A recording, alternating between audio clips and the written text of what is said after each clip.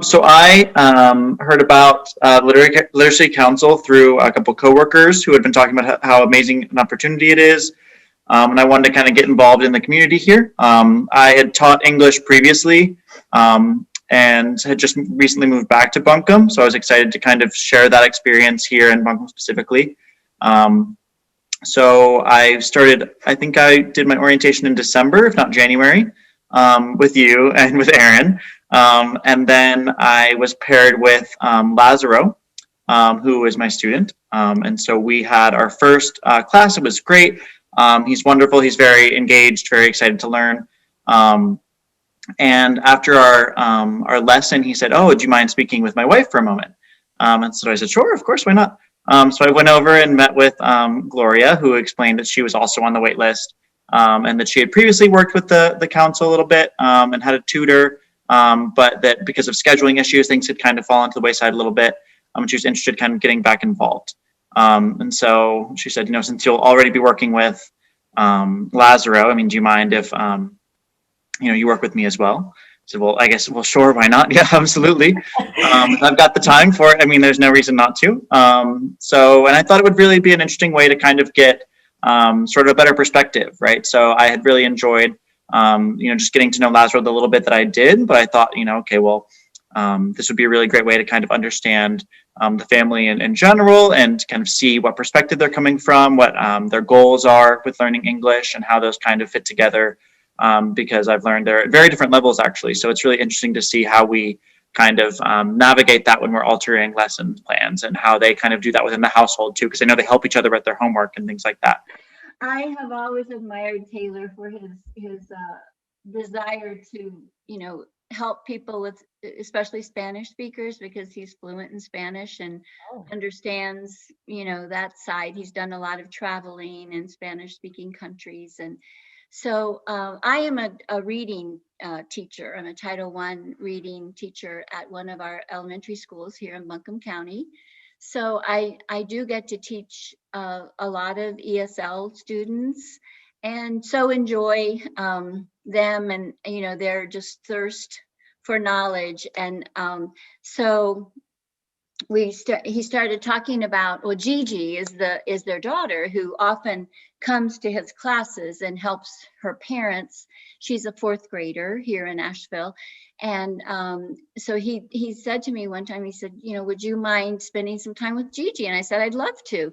So I do that for a half an hour on Tuesdays and Thursdays before he teaches the parents, and really focusing on vocabulary building with her, and just kind of trying to bridge the gap between what her family knows and their culture and their understanding of their home country with America, and trying to kind of fill in those gaps for her, because I know that in dealing with the children at school, her cohorts, that she probably doesn't understand a lot of what they're talking about when they're just talking about life in America. So we deal a lot about that, topics. It started with her favorite animal, and then it's gone from there to, Washington, D.C. And then we studied the 7 continents and made sure we knew those, and just back and forth with, I just feel like vocabulary, a rich vocabulary, is so critical to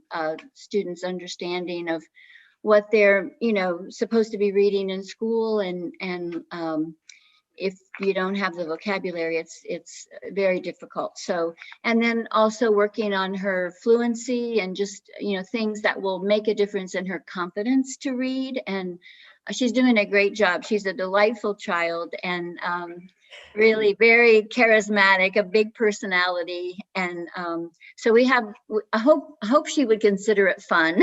I try to make it fun, but also, engaging and effective in her learning. So that's how I've taught here in Asheville for 4 years. We moved here from Chapel Hill, and I taught there for 14 years. So I'm in my 18th year of teaching and love it. It's hard, especially this last year and a half has been difficult with, the whole pandemic, but we're starting to come out of it and get back to some normalcy, which is nice. And So yeah, I just kind of tagged on behind him, and now we've about got the whole family involved.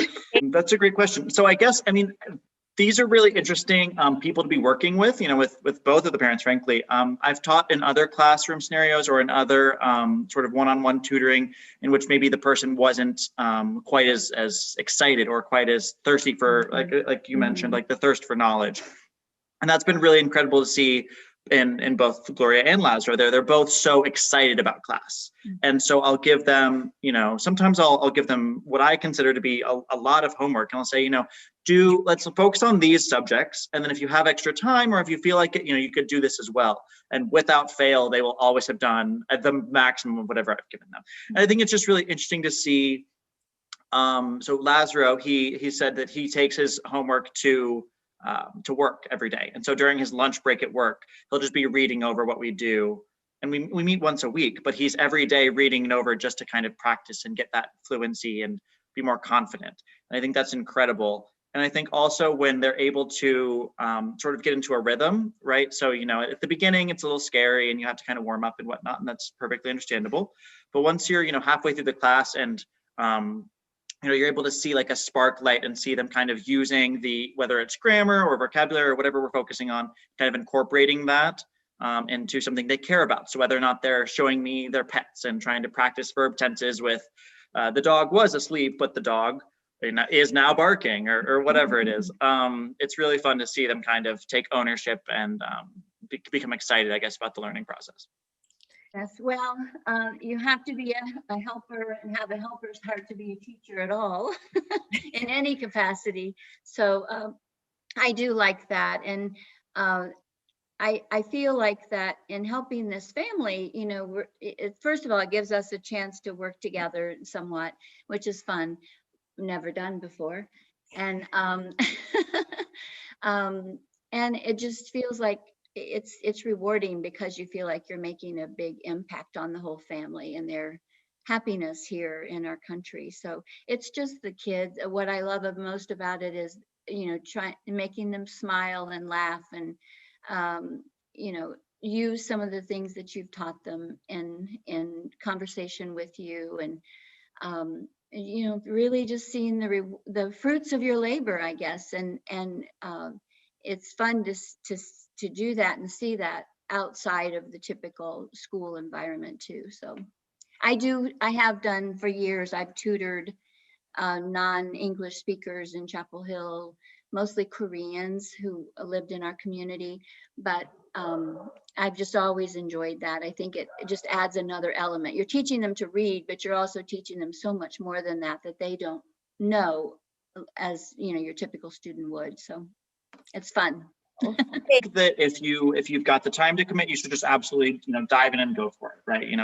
I think that the support system that you and Aaron have laid out is so incredible. There have definitely been, because as I mentioned, with Gloria and Lazaro, there are very different levels. So I kind of have to, every week is a little bit different in how I have to figure out very different lesson plans. And Aaron and you as well have been incredibly helpful in, okay, what books can we use to kind of supplement that?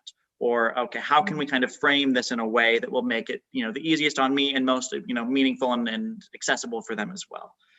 So I think that if there are concerns about that, I mean, for me, it has not been an issue at all. Y'all are incredibly, supportive and accessible and ready to help out however necessary. And you really just do feel more connected. I mean, we had joked after the first week or two of doing this together, we said, by the end of this, we're going to be having Thanksgiving dinner with this family, right? If we're already doing this, a couple times a week, we're meeting the whole family every, a couple times a week. And by the end, it's, going to be, I think, a long lasting relationship that I'm really excited to see how it blossoms. So I feel like it's incredibly rewarding and it's something I look forward to. I hope they do as well. It seems like they do. So I would say, go for it.